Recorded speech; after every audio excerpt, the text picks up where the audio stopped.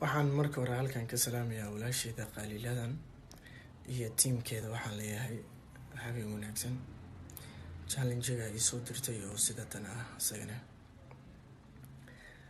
aragsani waxaad tahay mid asluub u dhalatoon ixtiraan guubidiyo imaanka lagu saaday ugubay filkaagiyo hablaha aynigagaba asaga dhammaantood ada ugu ilwaadroon waa nuur calaa nuur waa nuur calaa nuur aan adduunka joogine ha iginin aakhiro waa adi daraada waxaa lay ambinaya